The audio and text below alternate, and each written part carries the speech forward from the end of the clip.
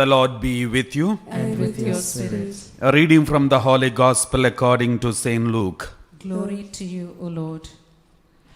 The people had gathered in their thousands so that they were treading on one another.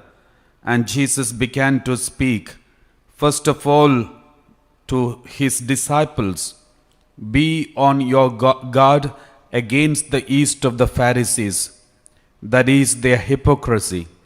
Everything that is now covered will be uncovered, and everything now hidden will be made clear. For this reason, whatever you have said in the dark will be heard in the daylight, and what you have whispered in hidden places will be proclaimed on the housetops. To you, my friends, I say, do not be afraid of those who kill the body, and after that can do no more. I will tell you whom to fear. Fear him who, after he has killed, has the power to cast into hell. Yes, I tell you, fear him. Can you not buy 5 sparrows for 2 pennies, and yet not one is forgotten in God's sight? Why, every hair on your head has been counted. There is no need to be afraid. You are worth more than hundreds of sparrows. The Gospel of the Lord. Praise to you, Lord Jesus Christ. Please be seated. My dear brothers and sisters, today I would like to speak to you something about this Bible passage which we just heard. And it says very clearly, you are worth more than hundreds of sparrows. There is no need to be afraid. You are worth more than hundreds of sparrows. Can you not buy 5 sparrows for 2 pennies, and yet not one is forgotten in God's sight, but you are more worth. So my dear brothers and sisters, whenever I read this Bible passage, many times God says, for example, another passage, he says, do not be afraid of those who kill the body and after that can do no more, but fear God, that's all. So God always encourages people and say, God says, don't be afraid. Do not be afraid. And he told many times in the Bible, do not be afraid, do not be afraid. And he says, you are worth more than hundreds of sparrows. You are so special.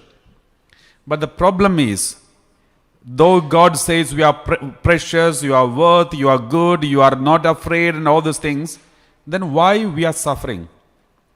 Why we are going through problems? If God cares for us so much, then why do we face these troubles?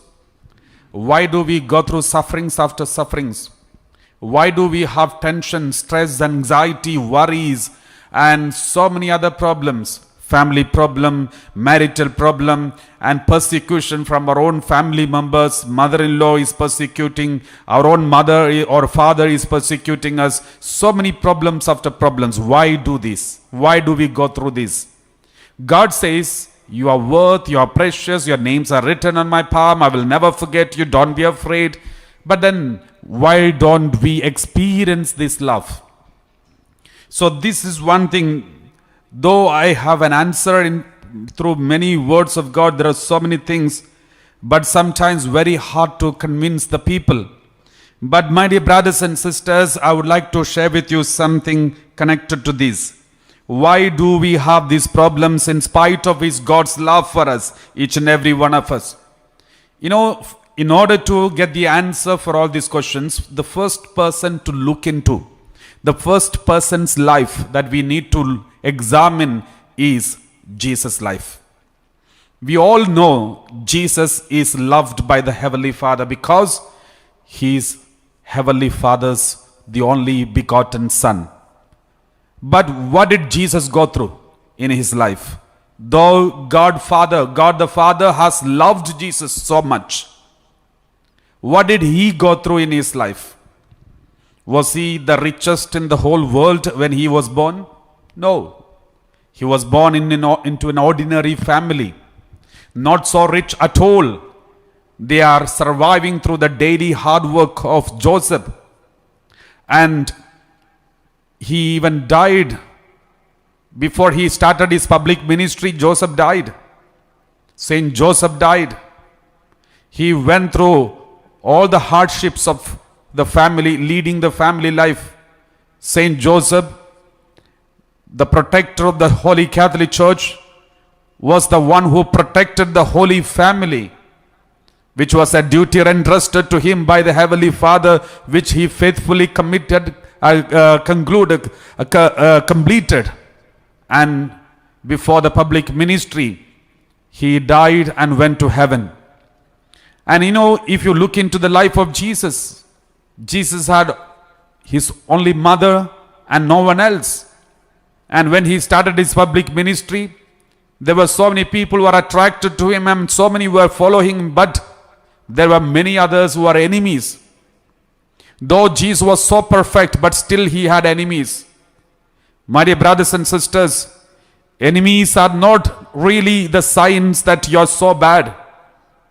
Even when you are the best, enemies may be there. Many people will hate you. Many people want to kick you out. And many people want to hurt you. If possible, eliminate you. That is possible. That happens. But Jesus was not busy chasing them and giving answers to them. He was not bothered about his enemies. He is only bothered about his duty which God the Father has entrusted to him. And what did Jesus do? All throughout his life, he had 12 apostles, their disciples, even among them. There was no perfect peace. Some of them wanted high positions. Some of them are after money. Some of them are after fame and name. Some of them are forcing him to establish the kingdom at the earliest. And one of them even betrayed him. The other one denied him. All the others ran away from him. So this is what he got all throughout his life. At the end, all the people who experienced the healing touch of Jesus, they all abandoned him. Everyone said, crucify him, crucify him. My dear brothers and sisters, this is what Jesus went through. Abandonment from his own family, his own disciples. Even his disciple betrayed him, denied him. All those who are going through persecution from your mother-in-law, father-in-law, husband, wife, children, remember, you are not alone. There is Jesus who had gone through the same kind of experiences. So we can see even at the hand of the Pharisees, Sadducees and Roman Empire, they all tried their best to persecute him as much as they can, and at the end they crucified him on the cross. This is what they did. But one thing, even though Jesus was going through these crises, he never questioned the Father. He never abandoned his faith. He never doubted God. But because there is something which I noticed from the Bible. Why did he was not doubting God, or why he did not lose his faith? First of all, we all know Jesus is God, but at the same time, there is something else too. And that is this. He knew the word of God, especially one chapter from the Old Testament, which he had by hearted very clearly. So I would like to speak to you on this day to encourage each and every one of us to have strong faith in the midst of the crisis that we are facing every day in our daily life. So let us have this chapter examined, reflected, and interpreted, and if possible, by hearted. Let us pray and read this chapter, that is from Deuteronomy chapter 8 verse 1 onwards. Let us reflect this chapter. This is a powerful chapter, some of which we have already reflected, but this chapter will help you, because this is one of those chapters which Jesus quoted many times in his lifetime. So this is from which Jesus quoted some word of God against the evil one who came to tempt him. So let us read Deuteronomy chapter 8 verse 1. The word of God says, very clearly the word of God says, we read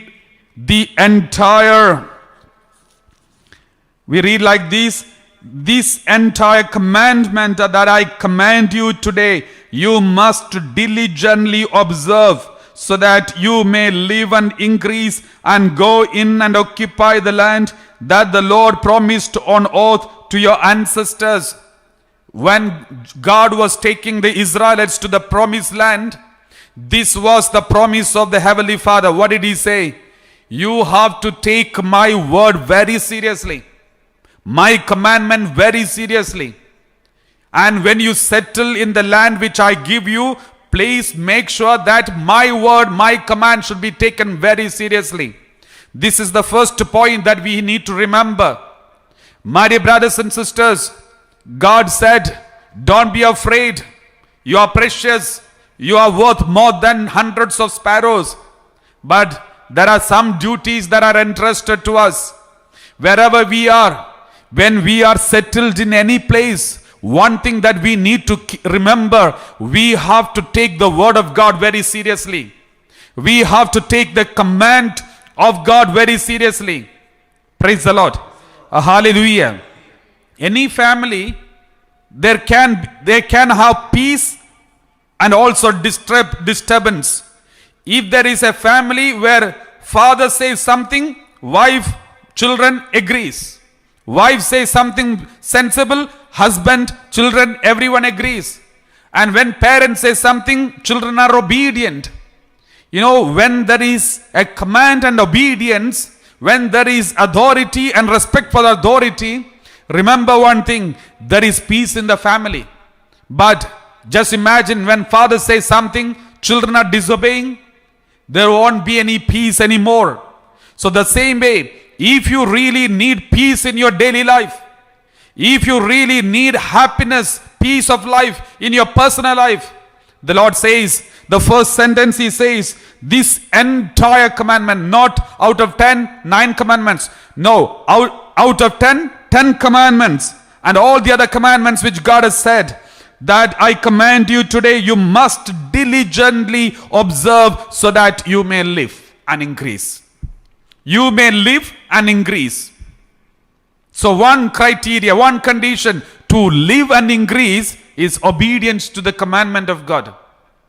When we forget obeying the commandment of God and start following the commandments which are against the divine commandment, that is when the living is impossible, increasing is not happening. Praise the Lord. Let us read verse 2. He says, the second word, therefore, remember the long way that the Lord your God has led you these 40 years in the wilderness. God says, you have some negative experiences in the last so many years. Don't forget. Remember the 40 years, Israelites were saved from Egypt and they were taken to the promised land. They took almost 40 years to reach the promised land. They could have reached there in 11 days. According to the Bible, the distance between the Egypt and the promised land was only 11 days journey. Just only 11 days was sufficient for them to start walking from one end to the another end. But these people took almost 40 years. Why did God do that? Why did God took 40 years? It was God who led these Israelites to from Egypt to the promised land. Since God is so powerful, He should have taken them and made them reach not in 11 days, but possibly 10 days or 9 days, because God is more powerful. He could have taken them so easily. But it is not 11 days. If God is so powerful, God could have taken them very fast, make them reach into the promised land very fast. It was only 11 days of walking, but they took 40 years. Who was leading them? God, and through Moses. God was there in the daytime, cloud, nighttime, the fire. But God could not take them in time. Not 11 days, not 1 month, not 1 year, not 2 years, not 5 years, not 10 years, not 15 years, not 30 years, but 40 years. Why did God do this? Is it because God is so incapable of leading a people to a good place? Was it because he was afraid of many things? In order to understand this, we need to understand one more thing. The Israelites were in Egypt. Israelites were in Egypt for almost more than 430 years. More than 430 years they were under the captivity of the Egyptian kings. And Egyptians were famous for their witchcraft, black magic, all kinds of witchcraft and black magic, and they have most prominent 10 gods. And more than that, there are so many other gods too. There were 10 gods. That is why God sent 10 plagues against each god.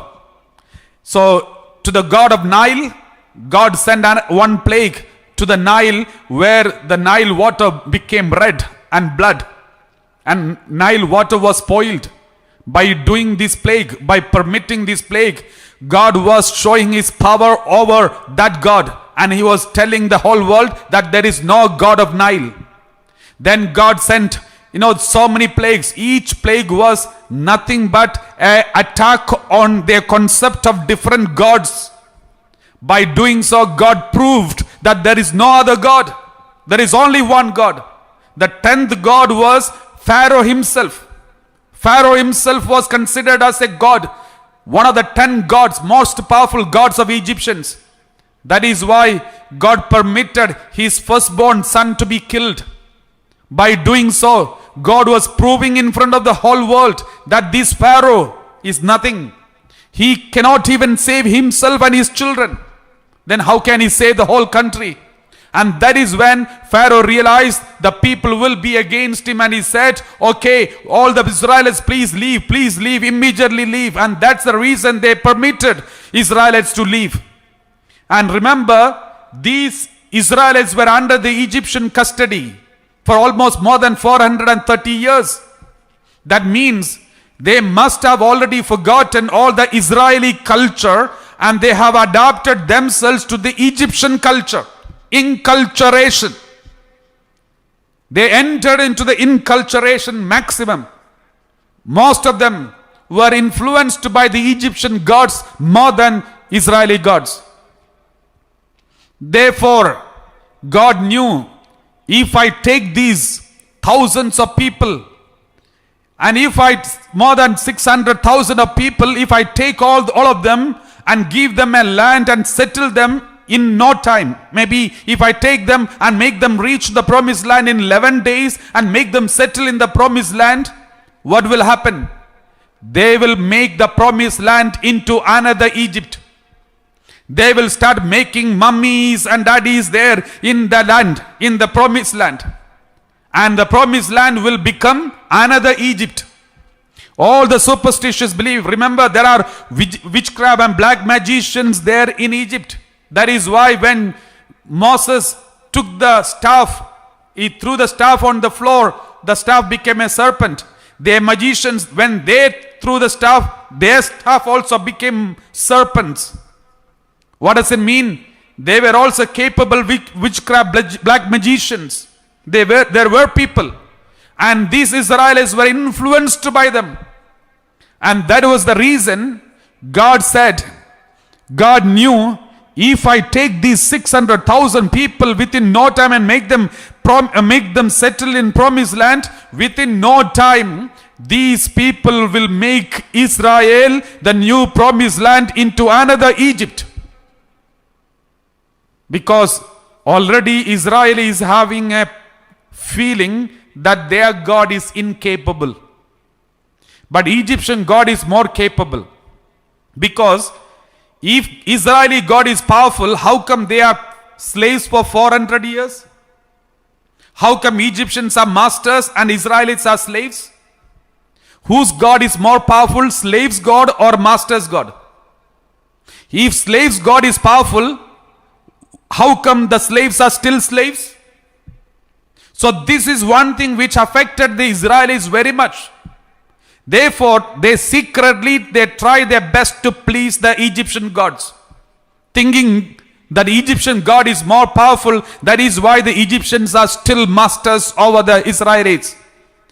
Our God knew this, and that was the reason God sent the plagues to make everyone know that these so-called gods of Egyptians are not existing. This is nothing but that is some kind of evil affliction, evil things. And he destroyed these concepts of different gods of Egyptians, and he took all these people to the promised land. In the process, by taking them, he made them to face trials. Why? Because these people of Israel had forgotten that their God is capable of saving them from trials. Their God is capable of helping them in the moments of struggles. They have forgotten because they have no experience. They never experienced God's power except until Moses comes. Until then, for 400 years, they never saw the intervention of God in their life. They never saw any supernatural intervention of God. No healing, no miracle, nothing, no prophets for more than 430 years. Therefore, it was the need of God to show who He is. And therefore, what did God do? Remember, when Noah was making the ark during the great flood, God had already told Noah, that there is going to be a big flood, therefore you have to prepare. You have to make an ark. God prepared Noah. That's why he could prepare an ark already, and therefore they all were saved. But in the case of Egyptians, Israelites, God knew after saving Israelites from the Egypt, he had to cross the Red Sea. He had to cross the people have to cross the Red Sea. Why didn't he tell Moses and Aaron to prepare an ark, a boat, a ship, or maybe so many ships or so many boats? Keep it ready there so that as soon as they come to the Red Sea, they can get into the boat and go across. God knew that there will be a problem in front of the Red Sea. But God did not tell Moses to prepare beforehand. God knew they will be chased by the Pharaoh and the army, and they will be struggling in front of the Red Sea, but God did not tell them anything. And then what happened? When Israelites were saved from Egypt, they were running out of the Egyptian boundary. They were running towards the wilderness. And then suddenly Moses is running in the front. All the others are following him. Thousands and thousands of people are following Moses. And Moses had one big staff in his hand, and Aaron is standing next to him. When they came running in front of the Red Sea, they knew there is no way they can go across to the other side. But when they turned back, they saw the Pharaoh and the enemies, all the army of Egyptian army is chasing them. They are coming to attack them. Either they will kill or take them back. So the Israelis were so frightened. All of them started looking at Moses. And they looked at Moses and what is next? You told that our God is so powerful and is saving us. But now we are in front of the Red Sea. What is next? What are you going to do with these? Then suddenly Moses, people turned towards Aaron. Aaron towards Moses. And Moses looked up. Moses had no choice but look up. He looked up and there is no sign of God anywhere. Our God has got a problem. When we are really in need of Him, He is not seen anywhere. So when Moses was in need of God, he looked up and he could not see God anywhere. Then all the people, they were really irritated. They were so disturbed. They were so angry. One by one, they all came and stood in front of Moses and started shouting at him and said, "Why did you bring us out of Egypt? It was better to be a slave there. Now we are going to be perished. We are going to be killed here. And we have abandoned our whole life. We are all going to perish here. It's all because of you." They started accusing Moses and they started calling Moses different names. And calling him and his mother, his father, his grandfather, his great-great-grandfather, they started accusing him. Poor Moses, he is a hot-tempered person.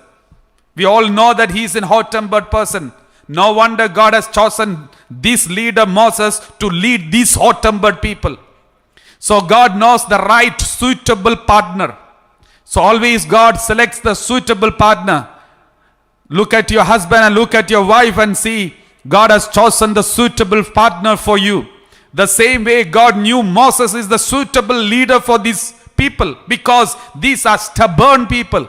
These are hot-tempered people, uncontrollable people. To these people, God wanted to send Moses. He was so hot-tempered, out of anger, he killed one person.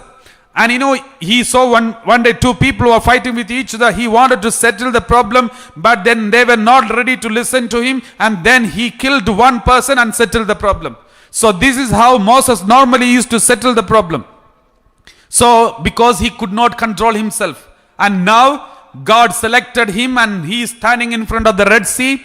And all the people came and started shouting at him one by one, from the biggest to the smallest. One by one they started out attacking him. And poor Moses, he had no choice but keep quiet and listen to all these and then calm down. This is how God was training Moses. God was pruning Moses. And this is how God is also pruning them too. Praise the Lord. My dear brothers and sisters, what then Moses cried at the end, when everyone has shouted at Moses, then God appeared. When everyone had shouted at Moses, God appeared in front of Moses and said, Moses, how are you? And then Moses said, I am very fine. And then God said, okay, don't worry, stretch out your staff towards the Red Sea. Then he stretched out his staff towards the Red Sea, and the Red Sea was parted. And the one who shouted at Moses and abused Moses first, he ran first. And the rest also ran. And poor Moses was watching these people.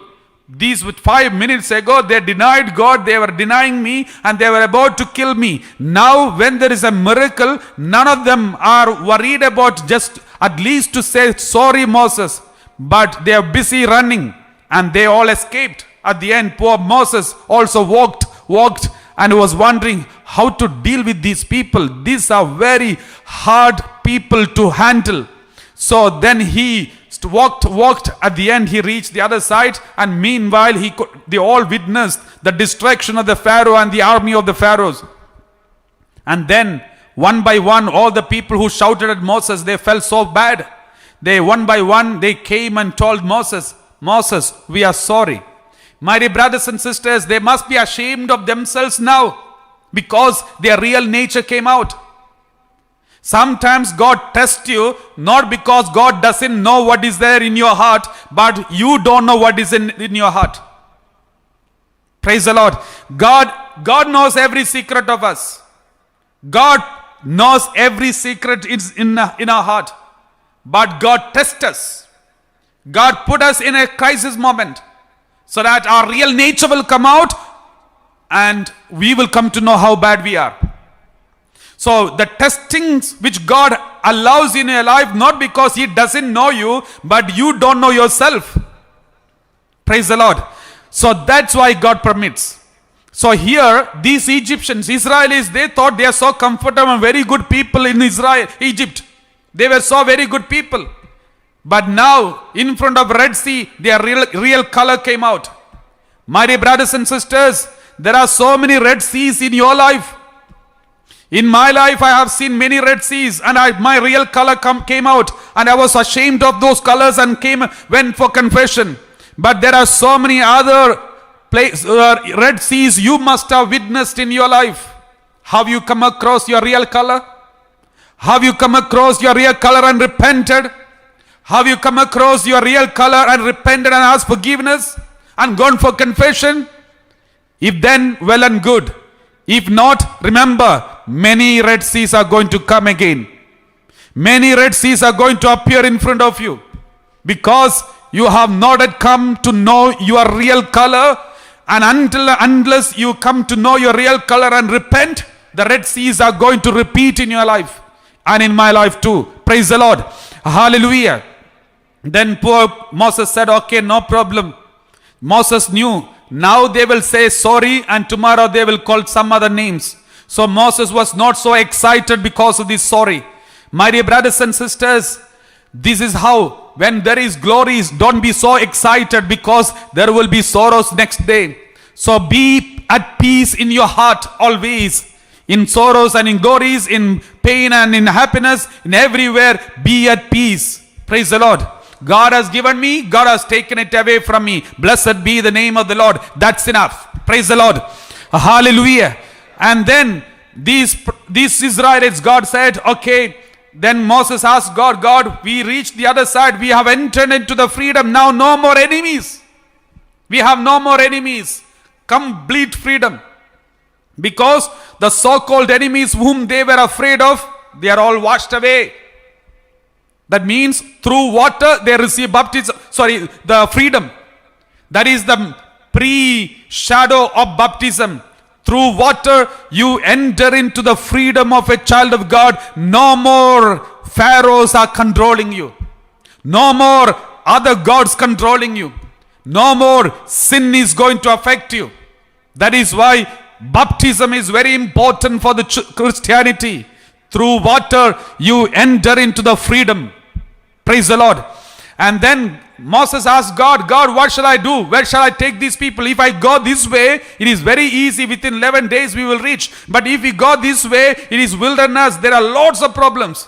God said, take that way. The problematic way. Why did God do? Because God knew after the Red Sea crossing, they started praising, worshiping God and thanking, hallelujah, hallelujah.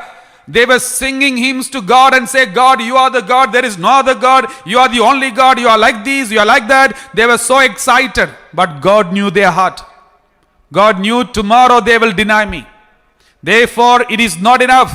This small test is not enough. There are so many other tests to be done.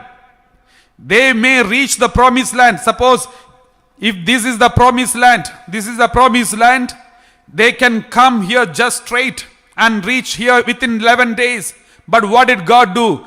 God made them to walk around like this, around the promised land. Not 1 day, not 2 days, not 1 year, not 10 years, not 20 years, but 40 years. God made them to make one more lap around the promised land until they were purified completely. Because if God make them enter into the promised land before time, they will spoil this promised land. They will make this into another Egypt. Therefore, that is why if you do really want to fulfill the promise of God in your life, you should become a new creation. The one who started from Egypt will never enter into the promised land. A new creation can enter into the promised land. That is why God says, be a new creation. Be a new creation. Yet you turn in your life. Until you become a new creation, you cannot enter into the promised land. But some people, they were so attached to Egypt until the last day, they could not enter into the promised land. Praise the Lord. So only those who did not start from Egypt and all those who started from Egypt, none of them entered. But a new generation, that is the children of the old people, the new people who never tasted Egypt, who never tasted Egyptian culture, who never tasted Egyptian gods. They were the people who entered into the promised land. What does it mean? Only a new creation can experience the promise of God. God promised. What did God promise? Do not worry. Do not be afraid. You are more worthy than hundreds of sparrows. I will never forget you. Your names are written on my palm. These are the promises of God. But who will experience it? A new creation. Not those who started from Egypt. What does it mean? Those who are contaminated, those who are adulterated, those who are unholy, those who have some tendencies of Egyptian culture. What does the Egyptian culture means? Unholiness, any kind of fleshliness, any kind of secularism, any kind of worldliness. Those who have some kind of connection with these will not be able to enter into the promises of God. That is why God told them, okay, go to the wilderness. Then went to the wilderness. In the beginning they were praising God. Hallelujah, hallelujah, praise the Lord, hallelujah, Hosanna, all the good words. They were like a charismatic worship, praise and worship. They were going praising God. After some time, they came to know their water is over. Drinking water is over. Then they started looking at each other's drinking water and started stealing their water. Some people started stealing and killing them, because then their real nature came out. I used to wonder, God knew that these people will kill each other. They will steal. They will do all these mischievous things. And why can't God give them water beforehand? Before they started killing each other, why didn't God give them water? My dear brothers and sisters, they cried to God only at the end. In the beginning, they complained to Moses. They started stealing. They started killing. And even then, at the end, there was no water anywhere.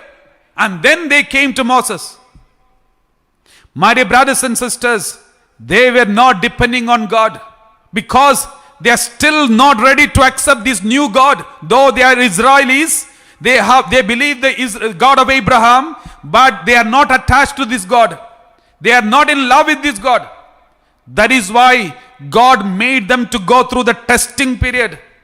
My dear brothers and sisters, are you not so comfortable and familiar with God? Then you may have to go through a lot of testing periods. And then only you will come to know that there is a God. You have to experience Him. Therefore, you may have to go through a testing period. It is before you go through the testing period, it is better you experience Him. Just fall in love with Him. Read the Bible and understand and believe that our God is capable. He is alive. It will make your work easier. Otherwise, it will take 40 years. It will make you one more lap. By the time you complete your lap, you will be very old, my dear brothers and sisters. Praise the Lord. Hallelujah. So, this is what happened. Then Moses cried to God, God, why did you do this? Please give us some water. God said, okay, you could have all asked me earlier. You could have depended on me. You depended on your capacity, your ability. You started stealing. You started killing. Before you start all these, why didn't you ask me? No problem. I am the Lord of Abraham, Isaac, Jacob. And then he took him in front of a rock and told Moses, hit on the rock. He started hitting on the rock, and then there was a river, not just a small stream. Not just a small stream, but a river started flowing from the rock. In the wilderness, these thousands of people around, nearly 1 million people, they all started drinking. A small stream cannot satisfy all these hundreds and thousands of people. Therefore, there was a river that is coming out of the rock. And after drinking the water, they started praising God again. Hallelujah. Praise the Lord. You are God. There is no other God. You are the best God. You are the only God. You are like this. You are like that. God was not so excited about it, neither Moses, because they knew tomorrow they will lose this hope. My dear brothers and sisters, this is our life. We also do the same. Today when we receive a blessing, we say, praise the Lord, hallelujah, all this. Tomorrow when you have a headache, everything is gone. We are back to square one. We started doubting God. Where is God? Why is He not helping me? I go to church every day. I attend the live streaming every day. Why God is not blessing me? Why is He? And then we started shouting at the husband, shouting at the wife, and shouting at the children. Our real color will come out. This is called Red Seas in your life. God prepares the Red Seas, permits Red Seas in your life, so that your real color, right nature will come out, and you will come to know how bad you are. God already knows. Praise the Lord. Hallelujah. Therefore, my dear brothers and sisters, this is why God permits. And then after some time, they started walking. They went, and then slowly they realized the food is over.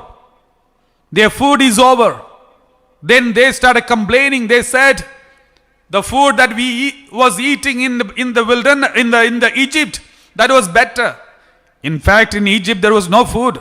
Once in a while they used to get some soup. Just like the soup which the Nazis were distributing during the in the concentration camp and other places during the Second World War. Like these Egyptians were just distributing some soup to the Israelis. But now they are praising those soup because they have nothing to eat now. They started complaining. They started stealing the cattle of the neighbors. And that is why do not steal. The commandment came. Do not kill, because they were killing. So all these commandments came not because God is interested in giving so many commandments, but because these people are already committing sin. Praise the Lord. Hallelujah. And therefore God said, and then all these problems said, then God said, don't worry, I will give you food. Morning you will get manna, evening you will get meat. Praise the Lord. And then God gave them enough and more meat every day for all of them. When they started getting meat and manna, they started praising God and say, hallelujah, praise the Lord, you are the God. You are the only God, there is no other God. Likewise, God was blessing them. After every blessing, God used to say, I am your God and you are my people. There is no other God for you. Therefore, believe and accept me and listen to me. Obey my commandments. God always promised them, always told them. Why? Because even if we say hundreds times, it is not entering into their mind. So God said, these commandments I am giving you, it should be there in your heart, it should be there on your forehead, it should be there everywhere, it should be there on your doorpost and all your wall, because they should never ever forget this. That is why the Pharisees and Levites and all those people, they used to write the commandments of God on their forehead. Praise the Lord. So my dear brothers and sisters, God told them, but still they were rebellious. The more they were rebellious, the more God said, one more lap. Go for one more lap. After one lap, God said, how are you now? God looked everyone. Then God knew some more evil things are there. Their real color is still there. Then God said, okay, go for one more lap. Then went for one more lap. And then God examined again, but still not okay. God said, okay, one more lap. Likewise, one more lap. It took almost 40 years. My dear brothers and sisters, the more you are rebellious, the more one more lap. Praise the Lord. The more you are rebellious, you may have to go for one more lap. Let us read this passage, then you will understand more. Praise the Lord. Wisdom chapter 4 verse 13 and 14. Wisdom 4, 13 and 14. This is a very powerful word of God. Wisdom 4, 13 and 14. 4, 13 and 14. Wisdom 4, 13 and 14. And when you read this, you will understand. It says, being perfected in a short time, they fulfilled long years. In short time, if you are becoming perfect, then you can save so many years. But if you are not ready to be perfected in short time, then you will lose so many years. Because God is interested in making you perfected. Praise the Lord. Being perfected in a short time, they fulfilled long years. So if Israelites were not so rebellious, but instead they were obedient to God, if they were ready to accept God as their God, and ready to forgive and love and compassion, mercy, for all these things they were ready to show and ready to lead a holy life, they would not have wasted 40 years in the wilderness, but instead within 1 week or 1 month they would have reached the promised land and established there. But they were rebellious. The more they were rebellious, long years were wasted. That is why the Bible says, being perfected in a short time, they fulfilled long years. If we are not perfected in a short time, then you cannot fulfill long years, but you will waste long years. Continue. For their souls were pleasing to the Lord. This is not about these people, but this is about, normally this is what the message for everyone. for their souls were pleasing to the Lord. If your soul is pleasing to the Lord, therefore he took them quickly from the midst of wickedness. If your soul is pleasing to the Lord will take you quickly from the midst of the wickedness. If your soul is not pleasing to the Lord, then God will not take you quickly. It will take some time from the midst of the wickedness. My dear brothers and sisters, unless and until we cleanse and purify our wickedness, we cannot escape from these sufferings and struggles. All this testing God is permitting in your life, not because He doesn't know your heart, but it is because you don't know your heart. Now, God says, therefore, make yourself perfect. Don't waste your time posting messages in the Facebook and try to change the whole world and make everyone else perfect. No use. If you try your best to make everyone else perfect by posting messages in the Facebook and other, attacking and accusing and blaming other people, the more you blame others, the more you will continue in the wickedness. The more you will have to make one more lap. Praise the Lord. Therefore God says, for their souls were pleasing to the Lord, therefore he took them quickly from the midst of wickedness. He took them quickly from the midst of wickedness, my dear brothers and sisters. Praise the Lord. Hallelujah. Thank you, Father. Praise you, Father. Therefore, the Israelites, they were going through this promised land, to the promised land. They were walking around the promised land, one more lap. At the end, when all of them became a new creation, that means the old generation all passed away. New generation has come, new people. They have no taste of Egypt. They don't know any God of Egypt. They never saw, never experienced it. They only know one God, that is Yahweh, the God of Abraham, Isaac, Jacob. They started believing in this true God.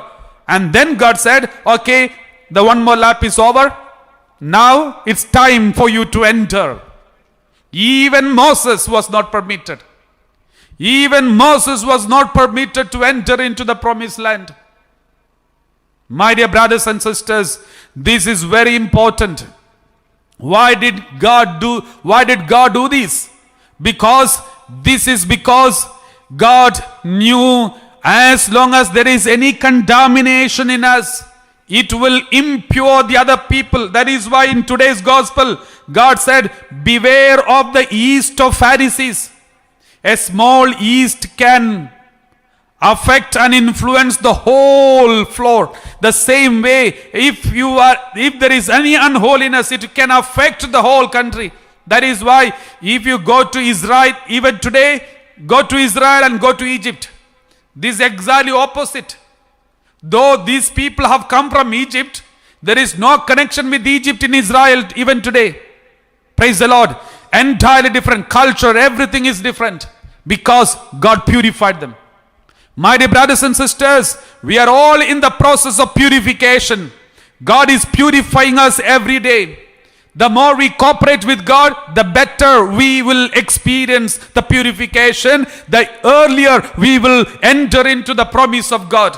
There are so many promises in the Bible. If we are not ready to purify ourselves and allow God to purify us, none of these promises of God are going to be fulfilled in our life. If you really need these promises to be fulfilled in our life, we have to cooperate. If we don't cooperate, we will be forced to cooperate. How? We will have to face the consequences. We will have to just go through that one more lap. Whether we like it or not, we have to go. Because there is no permission to enter into the promised land unless and until we purify ourselves completely. Praise the Lord. Therefore, this is one thing that we need to remember. So that is why on behalf of all the world, Jesus went through the purification once and for all, through the crucifixion and pain and everything, and said, therefore, all those who are united to me in holiness, as I am holy, you be holy. then you don't need to go through the purification, because on behalf of you, I have gone through. But if you are not going to be holy, and if you are not going to be united to me, but you are more united to the world, you will have to go through the purification. Romans 8:1. Therefore God says, Romans 8:1, we read like this: there is therefore now no condemnation for those who are in Christ Jesus. Those who are in Christ Jesus, no condemnation, those no problem. But even though so-called problem is no more a problem for them. That is why all the saints, even Saint Peter, when he was facing the death penalty, he was about to be crucified, he was cracking jokes to the soldiers and said, don't crucify me like Jesus, but crucify me upside down. Saint Lawrence, when he was going to be boiled in the oil and he was lying down in the oil like this, and then suddenly he lifted his head up and looked at the soldier and said, my back is boiled enough, turn me over.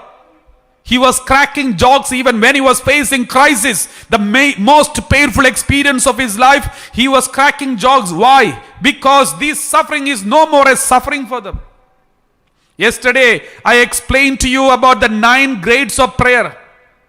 Once you enter into the 7th grade and 8th grade and 9th grade, then the suffering is no more a suffering. You will thirst for more and more suffering for the sake of salvation of souls.